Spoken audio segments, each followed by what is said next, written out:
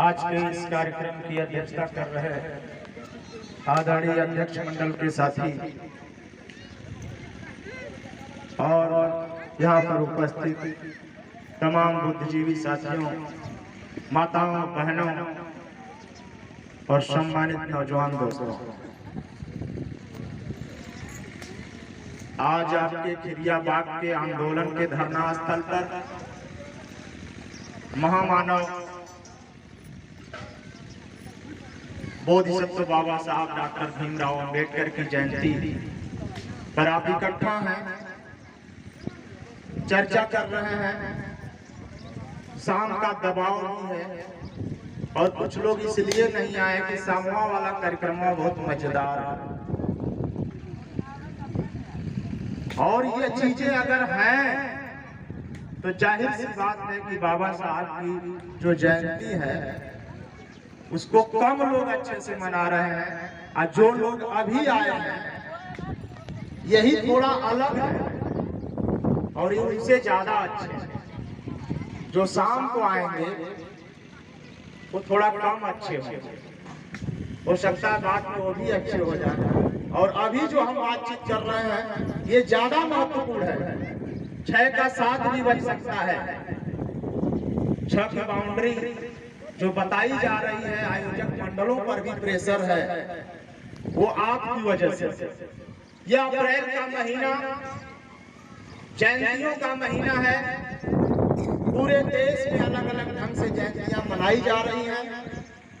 9 अप्रैल से शुरू होता है, लेकिन इसमें बड़ा विवाद है और खिरिया बाग का आंदोलन बहुत कुछ चीजों को साफ किया है। हम उम्मीद करते हैं कि इन सब चीजों को भी साफ करेगा।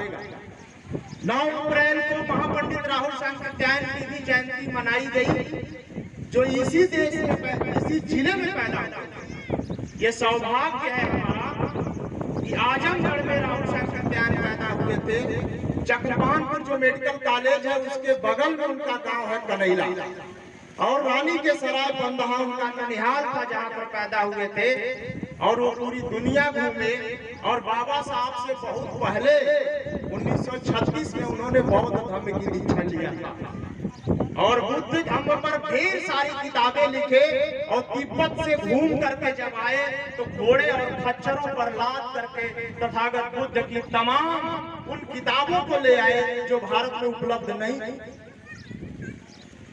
आगे 11 अप्रैल को ज्योतिबा फूले जो माली जाति में पैदा हुए थे उनकी जयंती मनाई गई, देश में मनाई गई जगह जगह। 14 अप्रैल को बाबा साहब की जयंती हर गांव में मनाई गई और अभी 14 अप्रैल भर मनाई जा रही है। और ये 5 मई तक, 5 मई को तथागत भगवान बुद्ध का जन्मदिन है, वैशाख पूर्णिमा है। वह जन्म लिए थे लुम्बिनी में 5 मई को, वैशाख पूर्णिमा के दिन वहां तक मनाई जाए। लेकिन अंतर ये है कि जब इस देश में तमाम गांवों से होली का जुलूस बंद हुआ, उसके बाद होली की जो मस्ती दिमाग में चल रही थी वो रविदास जयंती में आ गई और अंबेडकर जयंती में आ गई। साल भर में रविदास जयंती जब आएगी तो वो होली वाला जो ज्वार है 90% लोगों के शरीर में उमड़ने लगता है और वह रविदास जयंती के नाम पर उस होली वाली मस्ती को पूरा कर लेते हैं। और जो बच जाती है वो 14 अप्रैल को पूरा कर लेते हैं और उसके बाद शांत हो जाते हैं। उसके बाद के कार्यक्रमों में वह संख्या नहीं दिखती है, जैसे क्रिया बाग तमाम जगह। अभी कल भी एक जयंती थी हमारे यहाँ चकलाल चंद में जयंती मनाई जा रही थी। लोगों ने कहा कि संख्या बड़ी कम है। हमने कहा कि होली वाली जो मस्ती थी, होली वाला जो सिस्टम था वो तो निकल गया दिमाग से। तो आज ये महापुरुषों की जयंती को मैंने इसलिए बताया कि केवल एक जगह आप न रहिए। यह भारत देश एक अद्भुत देश है। इस देश में मानवतावाद की जो लड़ाई चली है इसमें बाबा साहब एक कड़ी है। उस कड़ी में लाखों लोग हैं, ऐसे लोग भी हैं जिनका जिनका नाम इतिहास के पन्नों में नहीं आया है। बहुत सारे इतिहास के पन्नों में नाम है, लेकिन हम बाबा साहब की जयंती भी इतने ढंग जातिवादी ढंग से मनाते हैं कि हम उन इतिहास के पन्नों को नहीं पढ़ना चाहते। हम ज्योतिबा फूले की जयंती में शामिल नहीं होना चाहते। हम राहुल सांकृत्यायन की जयंती में नहीं शामिल होना चाहते। हम अपने बाबा साहब के कद को, उनके विचार को एक जाति विशेष तक रख करके उसको छोटे करने की कोशिश करते हैं। मूर्तियां तोड़ी जा रही है, देश में तोड़ी जाती रही है, तमाम घटनाएं होती हैं। ऐसे दौर में जब हाथरस की घटना घटी हो, ऐसे दौर में जब घटनाएं महिलाओं के साथ रोज घट रही हैं, ऐसे दौर में जब बाबा साहब की मूर्तियां तोड़ी जा रही है, ऐसे दौर में अगर जयंतियां मनाई जा रही है, तो जयंती के मनाने वाले लोगों के कंधे पर ये जिम्मेदारी है। इन जयंतियों पर वह विचार विमर्श करें कि बाबा साहब का क्या सपना था, बाबा साहब क्या चाहते थे, किस लिए उन्होंने अपना जीवन कुर्बान किया, किस लिए उन्होंने बलिदान किया। उन्होंने इसलिए नहीं बलिदान किया कि आप ग्रेट जाति के साथ ग्रेट चमार लिखें, इसलिए नहीं। अब बाबा साहब को, उनके विचारों को छोटा किया जा रहा है। और जो लोग इस देश में नफरत करते हैं, जातिवादी नफरत, उन लोगों के लिए मौका मिलता है। बाबा साहब ने एक जाति के लिए काम नहीं किया। बाबा साहब ने उस महान तथागत भगवान बुद्ध की विरासत से पकड़ा। पूरी दुनिया में भेदभाव हुआ है, लेकिन वो भेदभाव अलग ढंग का था, काले गोरों का था, दूसरे ढंग का था। लेकिन भारत में जो भेदभाव हुआ वो काले गोरों का नहीं था, वो जातियों का भेदभाव था। और वह ये तथाकथित विशेष धर्म का नाम लेकर के आया, वो ईश्वर के नाम पर आया, वो व्यवस्था के नाम पर आया। ईश्वर ने बनाया है कि महिलाओं पुरुषों से नीचे है। ईश्वर ने बनाया है कि कुछ लोग बड़े हैं, कुछ लोग छोटे हैं। इसकी खंडन बाबा साहब से बहुत पहले तथागत भगवान बुद्ध ने एससी कम्युनिटी में, छोटी जाति में नहीं पैदा हुए थे। एकदम जाति के दायरे से अपनी लड़ाई को बाहर निकालिए। जिस तथागत भगवान बुद्ध की प्रतिमा लगी है वो क्षत्रिय राजवंश में पैदा हुए थे। माँ बाप के इकलौते बेटे थे। उन्होंने अपना राजपाट छोड़ करके और इस देश में मानवतावाद की झलक जगाई कि नहीं, मनुष्य और महिला पुरुष बराबर है। उसके लिए उन्होंने घूम घूम करके आजीवन संदेश दिया। और पहला जो भाषण दिया आपके बगल में, पहला उपदेश जो सारनाथ में दिया, तो 5 ब्राह्मणों को। वो 5 शिष्य उनके पहले मित्र ब्राह्मण थे। इसलिए एकदम जाति के दायरे से निकालिए चीजों को। उसके बाद लड़ाइयां चलती रही। अलग बात है कि बाद में फिर से सनातन ब्राह्मण धर्म, वो षड्यंत्रकारी वो व्यवस्था धर्म के नाम पर फिर से स्थापित हो गई। संघर्ष लेकिन चलता रहा।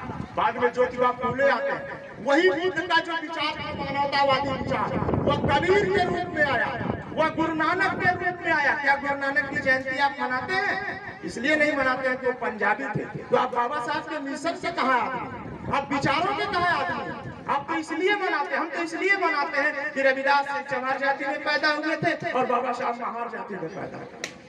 लेकिन उन्होंने तो कबीर को गुरु माना, उन्होंने महात्मा बुद्ध को गुरु माना, उन्होंने फूले को गुरु माना। क्या हम महात्मा बुद्ध की जयंती मनाते हैं?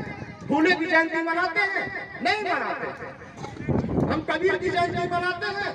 मैं अपील करता हूँ इन सारे जयंतियों को जाति के दायरे से बाहर निकल के महापंडित राहुल सांकृत्यायन तथागत भगवान बुद्ध से शुरू करके एक ऐसा वैचारिक हुआ संदेश जो तथागत बुद्ध ने दिया था, मानव मानव एक समान है, स्त्री पुरुष एक समान है, जिसको कबीर साहब ने आगे बढ़ाया, जिसको गुरु नानक ने आगे बढ़ाया, जिसको ज्योतिबा फूले ने आगे बढ़ाया, जिसको आगे चल करके राहुल सांकृत्यायन से लेकर के और तमाम कवियों, नागार्जुन जैसे लोगों ने आगे बढ़ाया, जो ब्राह्मण जाति में पैदा हुए। ये मुझे बताइए कि महापंडित राहुल सांकृत्यायन तो पंडित जाति में पैदा हुए, तो उनको बौद्ध धर्म लेने की क्या जरूरत है?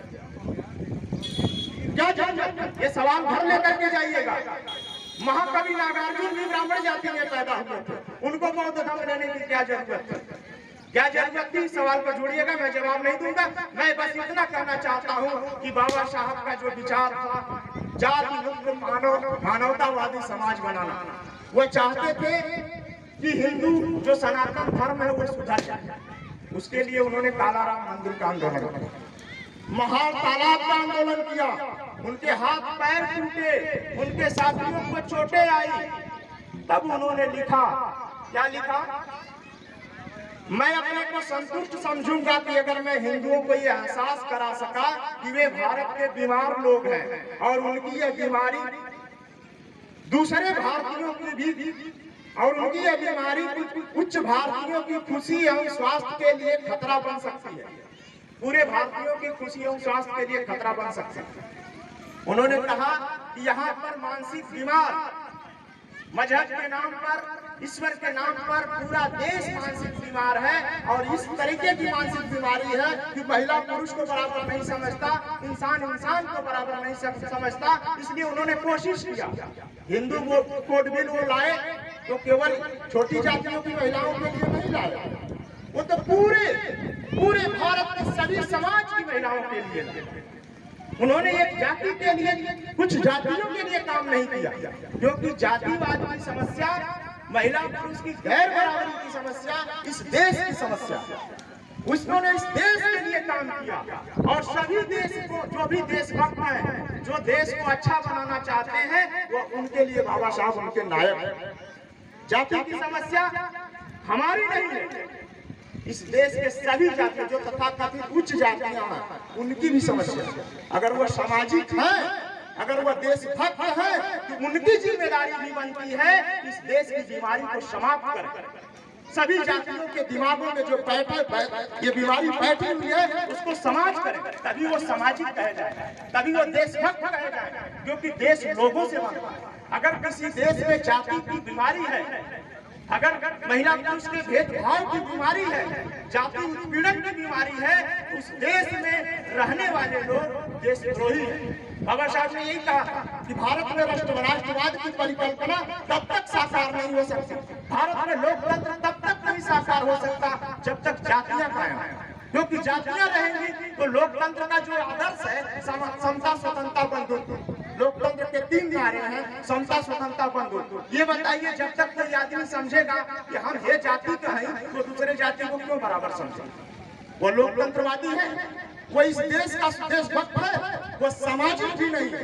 इसलिए इस देश को बेहतर बनाने की लड़ाई जो तथागत बुद्ध से शुरू हुई थी, जो फूले पेरियार बिरसा मुंडा से आगे बढ़ी, उस लड़ाई की, उस श्रृंखला की, उस कड़ी के नायक बाबा साहब अम्बेडकर हैं। वो चाहते थे कि इस देश में मानवतावादी समाज बने, और मानवतावादी समाज बनाने के लिए उन्होंने इस देश में उस शाक्य मुनि, उस क्षत्रिय राजवंश में पैदा हुए महामानव, उस तमाम जो ब्राह्मण समाज के जो उनके शिष्य थे, उन लोगों द्वारा स्थापित बुद्ध धर्म को स्वीकार किया, और उन्होंने कहा कि यही धर्म पूरी दुनिया का मानवतावादी धर्म है, और यह भारत की असली पहचान है। इसलिए भारत की असली पहचान को सबको स्वीकार करना चाहिए, और फिर उसके आगे की लड़ाई, समता स्वतंत्रता और बंधुत्व की लड़ाई तब आगे बढ़ पाएगी, सामाजिक बराबरी मिल जाएगी।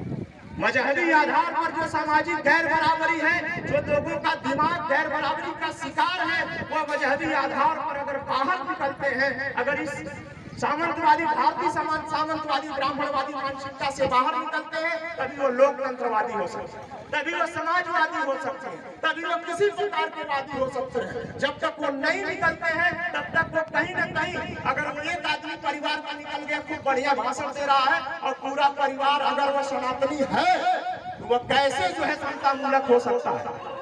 इक्का दुक्का लोग क्या कर लेंगे?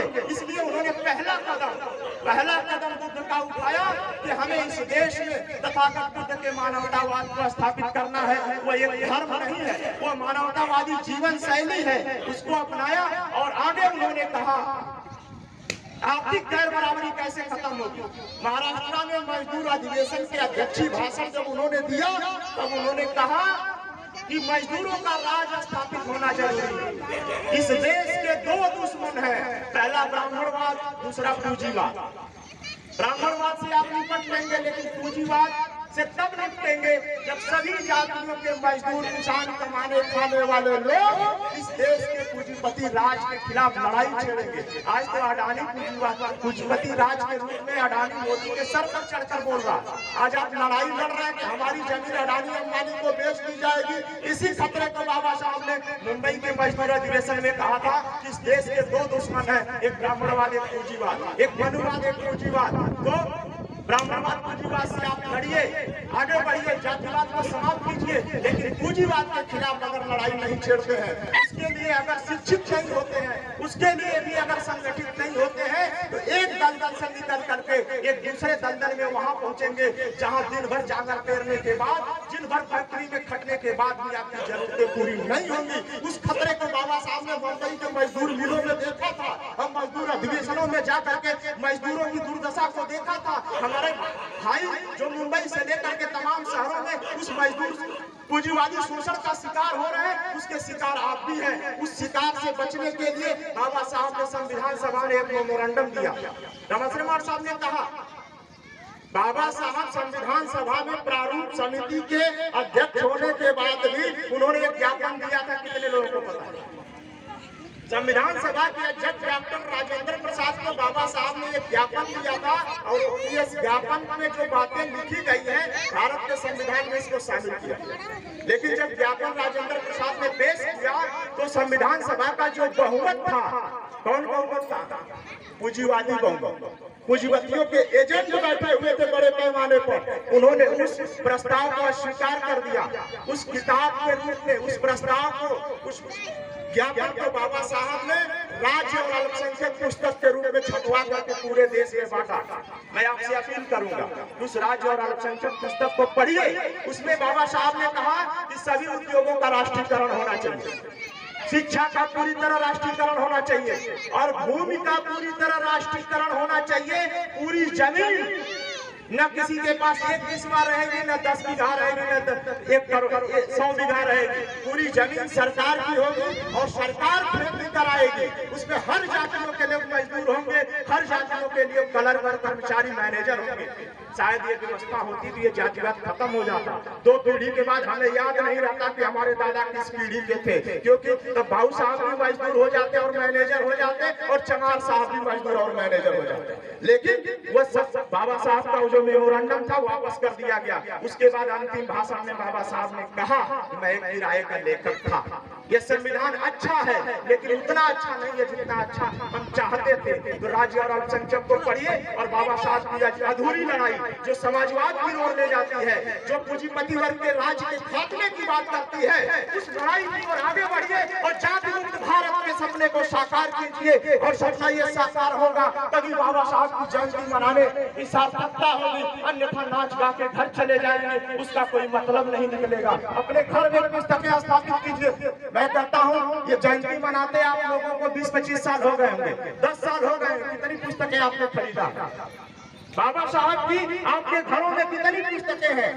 डॉक्टर अनिल सतगोपाल जो आंध्र प्रदेश के इंजीनियर रहे हैं, प्रोफेसर रहे हैं, वो कहते हैं कि बाबा साहब की एक किताब जाति उन्मूलन, जाति विच्छेद, ये मेरे लिए गीता और कुरान है। मैं इसको बैग में रखता हूँ। मैं पूछता हूँ कितने लोगों के घरों में जाति उन्मूलन है और कितने लोगों ने पढ़ा है?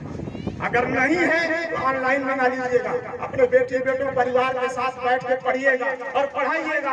और हर जयंती, हर महीने या हर जयंती पर कुछ किताबें खरीदिए और तमाम कैलेंडर से छांट लीजिए। केवल बाबा साहब की जयंती नहीं, फूले की जयंती।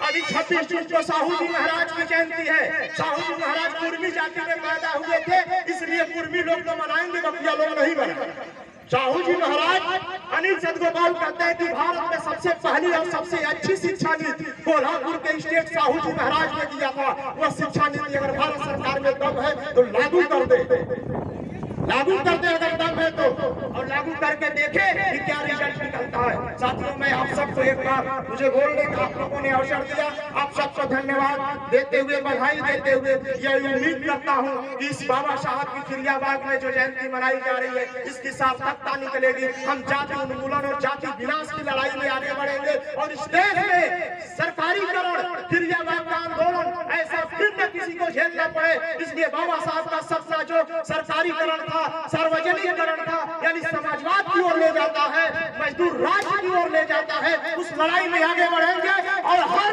महिला पुरुष, बेटी बेटा, बूढ़े जवान अपने अलग अलग संगठनों में संगठित होंगे। केवल नारा नहीं देंगे, शिक्षित होंगे, संगठित होंगे, संघर्ष करो, उसको साकार रूप में आगे बढ़ेंगे और शामिल हो जाइएगा। कल से किसी संगठन की पर्ची कटा लीजिएगा और घर से झंडा डंडा लेके आगे निकलिएगा। जय भीम, इंकलाब जिंदाबाद।